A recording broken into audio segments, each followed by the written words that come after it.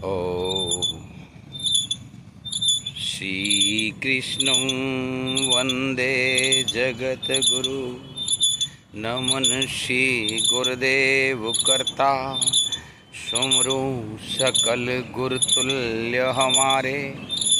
मात पिता पुरखा में सुमरो, जो जीवन देने वारे। बंधु बांधव वीरा सुमरो, जो बनते क्लेश सहारे। गीता के उपदेशक माधव, कान्हा वंशी वारे।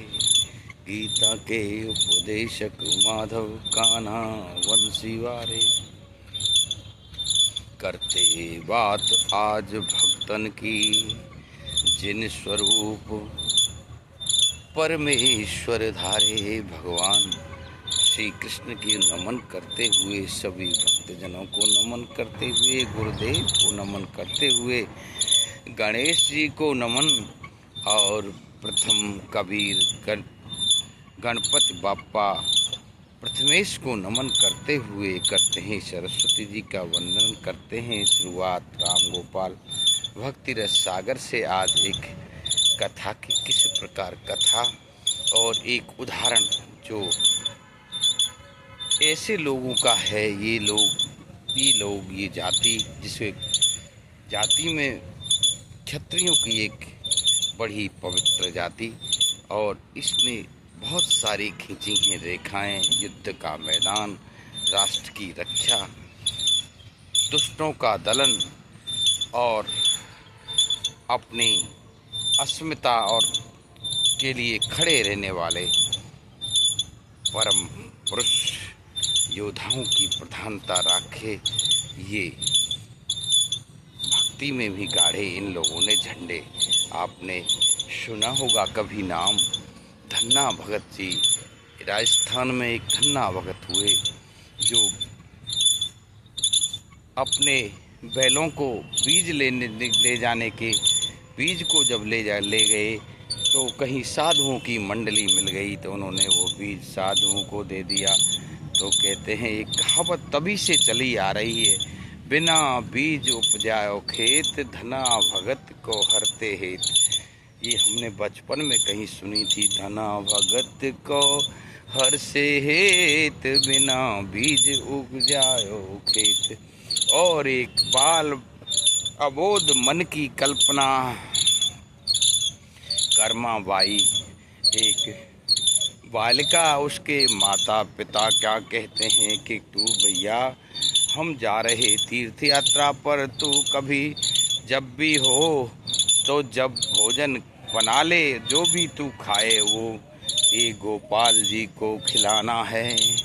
ऐसा कह के चले जाते हैं। बाल मन बड़े ही स्वामी भक्त और पितृभक्त मातृभक्त होते हैं। भगवान श्री कृष्ण के प्रति भी जो जिम्मेदारी उन्हें दी जाती है परिवार में अवश्य वहन करते हैं, अगर शुद्ध हृदय है।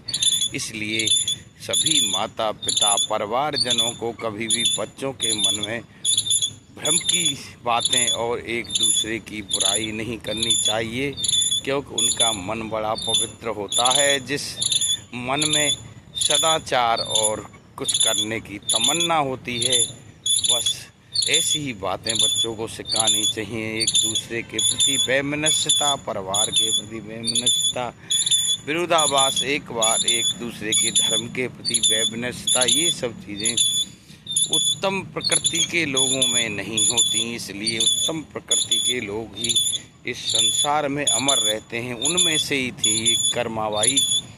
कह गए माँ बाप के बेटी इनका रखना ध्यान, ये छोटा गोपाल है तेरा भैया, इसको कर देना, जरूर रोटी खिलाया करना, बाजरे का सोगरा जो भी तू बनाएगी वो ही इसको खिलाएगी। उसने कहे पापा मैं ऐसा ही करूँगी, हे पिताजी ऐसा ही होगा, तुम आओगे मैं इनको भूखा नहीं मरने दूंगी, मोटा करके रखूँगी। बालक ने कह दिया और भगवान कृष्ण ने सुन लिया। फिर उनकी सेवा चलती रही। वही कर्माबाई जब 2-3 दिन तक भूखे रही तो उनने देखा ठाकुर जी ने, वो फिर तुरंत खाना शुरू कर दिया। परमात्मा तो अपने भक्तों के बड़े रक्षक हैं। उन्होंने सोचा ये बच्ची तो ऐसे ही भूखी मर जाएगी। वो तो यात्रा 15 उन दिनों कोई हवाई जहाज़ तो थे ही नहीं, ना कोई मोटर गाड़ी थी। लोग पैदल यात्रा करते या अपने बैलगाड़ियों से यात्रा करते।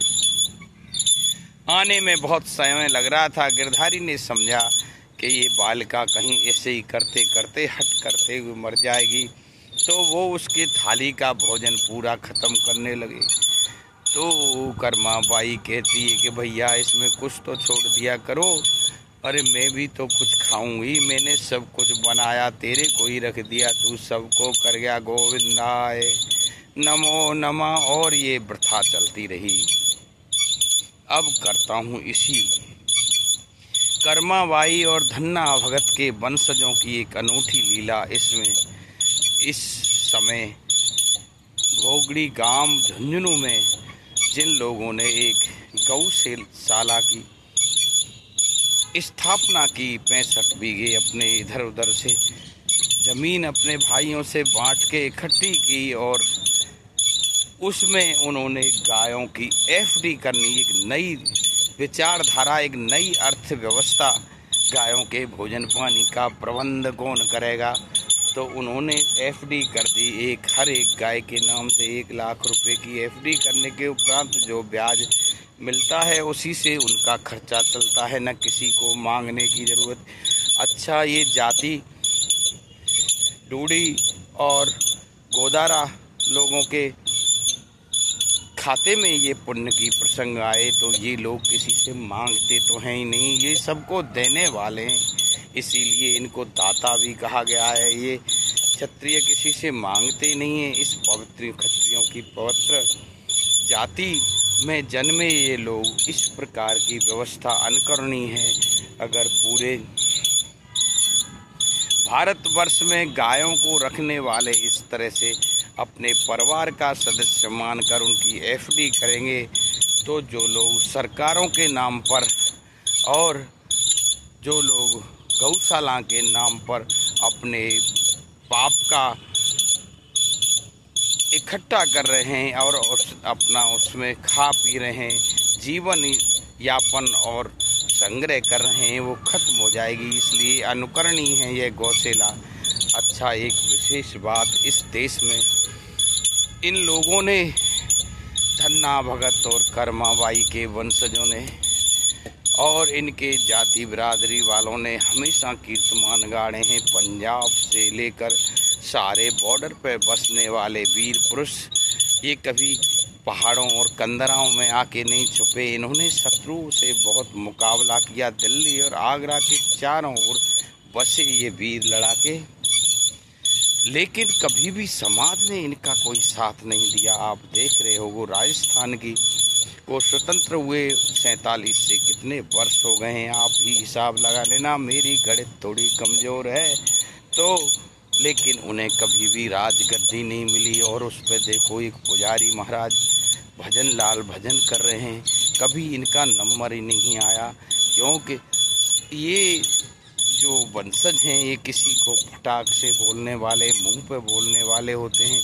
तो लोगों को अखर जाती है बात। खाना उनकी खाते हैं लोग, कई लोग इन पर आश्रित लोग इनका ही खाना खाते हैं, लेकिन जब चुनाव की बात आती है तो इन्हें न चुनकर दूसरों को चुनती है, दूसरे की बजाते हैं। ये मनुष्य की आदत है, जो कोई नमक हराम ज़्यादातर लोगों की आज प्रकृति हो गई है कलयुग में। इसलिए अब ये बहुत सारे पुण्य में भी कीर्तमान है, वीरता में कीर्तमान है, युद्ध में कीर्तमान है, सब कुछ जगह तुम गड़े, लेकिन अब के गद्दी पर भी अपना कीर्तमान बनाओ। कोई तो हो यहाँ राजस्थान का राजा जो अपने ही हो, इस बात को ध्यान रखें। ये समाज जो तुम्हारे ही यहाँ खाते हैं और तुम्हें ही लजाते हैं, ऐसे लोगों से दूरी रखना और मनुष्य को पहचानना सीखो।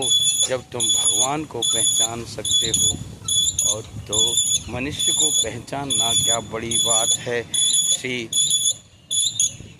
धन्ना भगत और कर्माबाई के पूर्वजों से मेरा आग्रह निवेदन, मनुष्य को पहचाने, क्योंकि वो तुम्हारे पीछे नहीं खड़े हैं, वो मांगने के लिए तुम्हारे पीछे, तुम्हारा सहयोग सब चाहते हैं लेकिन तुम्हारा सहयोग नहीं करना चाहते।